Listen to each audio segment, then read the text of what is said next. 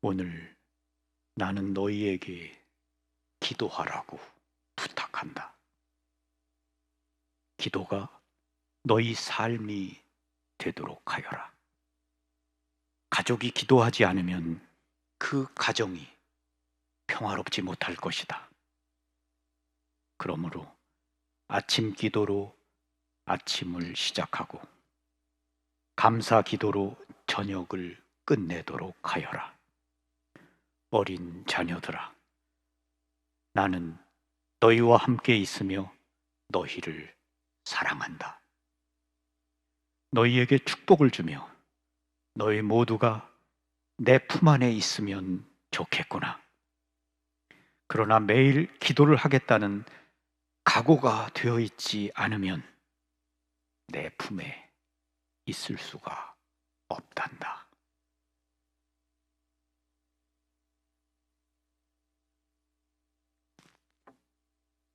미국 인디애나주 노틀담 근처에 있는 성 요셉 고등학교에서 종교 수업을 담당하고 있는 데니스 놀란 선생님의 이야기입니다. 그는 언제나 자신의 개인적 일화나 친구들의 이야기를 학생들에게 들려줌으로써 예수님과 성모님께서 매일 우리의 삶 속에서 얼마나 활발히 일하고 계시는지를 이야기해 주었습니다.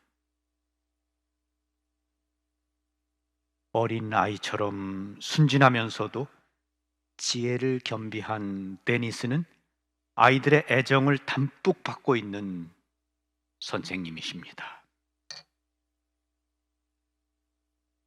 데니스 선생님께서 메주고리에서 돌아온 뒤 아이들에게 그곳 여행 이야기를 들려주었습니다.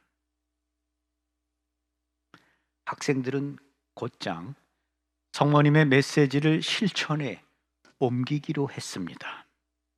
우선 수업을 시작하기 전에 묵주기도 1단을 바치기를 결정했습니다.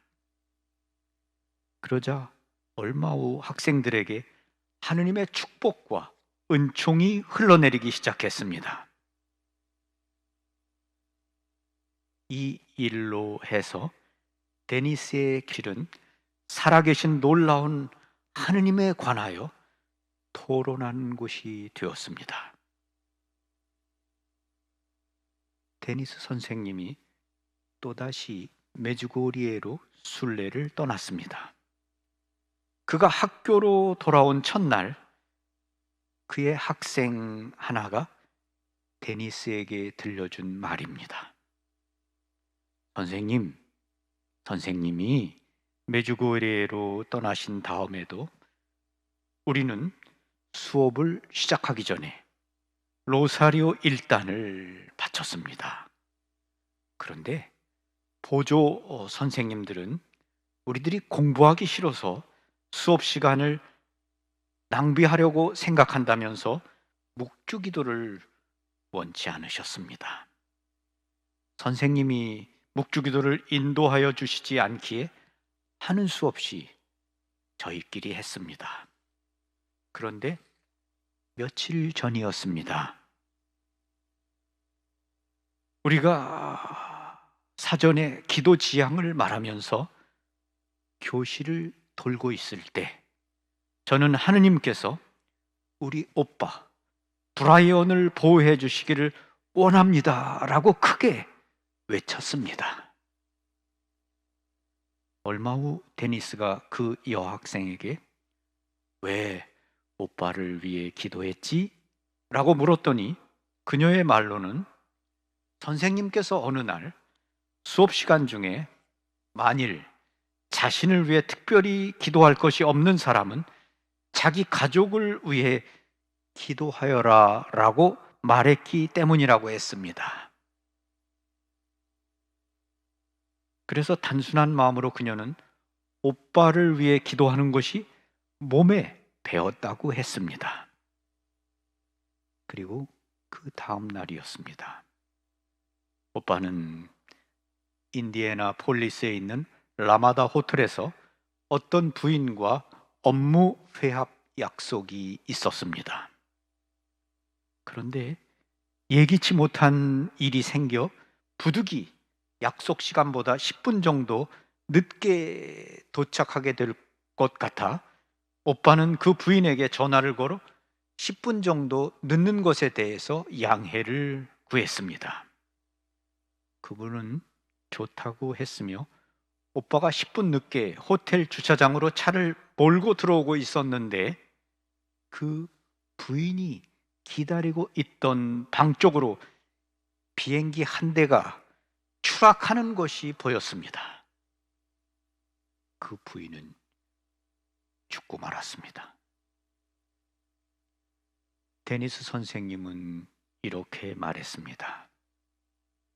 수업을 시작하기 전 로사리오 기도를 한 단씩 바칠 때마다 오빠를 성모 마리아의 망토 아래 맡긴 그런 여동생을 둔 브라이언은 행복합니다. 그녀의 부모들은 딸아이의 믿음으로 자기 아들이 살게 되었다고 믿고 있습니다. 데니스 선생님의 이야기는 이 이야기만이 아닙니다. 어느 날 린다라는 고교 졸업반 여학생이 선생님께 이야기를 했습니다. 선생님, 한 달 전쯤이었어요. 아버지가 느닷없이 저희 침실에 들어오시더니 엄마와 이혼하게 되었다고 말했습니다. 그날 이후로 고등학교 2학년 남동생과 함께 매일 밤 지하실에서 묵주 기도를 바쳤습니다. 그렇게 일주일이 지났을 때 아버지가 다시 침실로 찾아오셔서 이혼을 하지 않게 되었다고 말씀하셨습니다.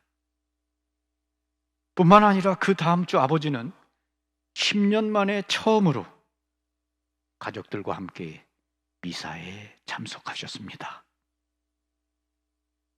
저희 가족은 지금 그 어느 때보다도 행복한 가정이 되었습니다.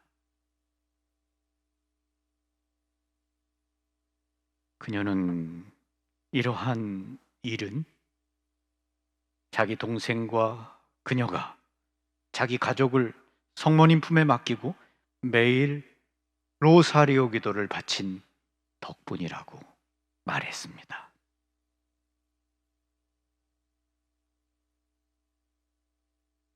오늘 나는 너희에게 기도하라고 부탁한다.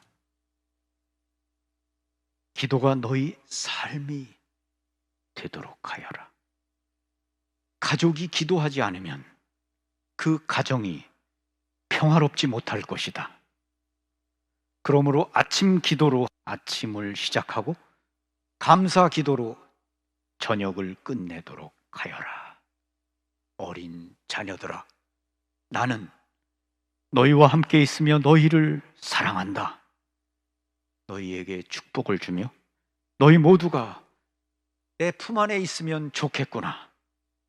그러나 매일 기도를 하겠다는 각오가 되어 있지 않으면 내 품 안에 있을 수가 없단다.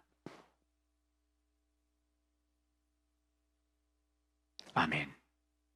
고맙습니다. 평화를 빕니다. 여러분, 제가 그 백담사회를 갔었어요. 5월에 백담사를 갔었는데 다시 5월에 그 백담사를 찾아갔을 때 저는 그 절 앞에 나무 한 그루가 제 마음에 들어왔습니다. 그 나무가 그토록 아름다울 수가 없었어요. 하얀 꽃을 피고 있었고 그리고 정말 바람에 흔들리고 있는데 그 꽃이 참 아름다웠습니다. '저 꽃은 무엇일까? 저 나무는 무슨 나무지?'라는 생각이 들었습니다. 그래서 '스님에게 물어봐야 되겠다.'라고 생각을 했는데 그 나무 앞에 이렇게 쓰여 있었습니다. '저는 야광나무입니다.' 아주 겸손하게 자신의 이름을 밝히고 있었습니다. '저는 야광나무입니다.' 그 글을 보는 순간 제 마음속에 백담사 하면은 '저는 야광나무입니다.'라는 그 나무가 떠오르는 겁니다. 그래서 5 월이면 '아, 그 나무를 한번 만나러 가고 싶다.'라는 생각이 드는 겁니다. 그곳에 깃든 개인적인 어떤 생각, 어떤 관계, 이런 건 중요한 겁니다. 그래서 그것이 기억이 나는 것이고 개인에게는 의미가 있는 거죠. 여러분에게 있어서 이 남양 성모 성지, 어떤 분에게는 그냥 한번 왔다 가는 곳일지 모르지만 어떤 분에게는 아주 다른 의미로 다가가 있습니다. 나의 성당이다, 내가 지은 것이다 라는 어떤 그런 이 성당과의 관계가 있겠죠. 어려움 속에서 어떤 이 대성당을 짓는데 어려운 가운데서도 한 달에 2만 원, 50번 성모님께 바쳤기 때문에, 그리고 그들은 그렇게 바친 것에 대해서 아주 기쁘게 생각하고 은혜롭게 생각하고 감사하게 생각합니다.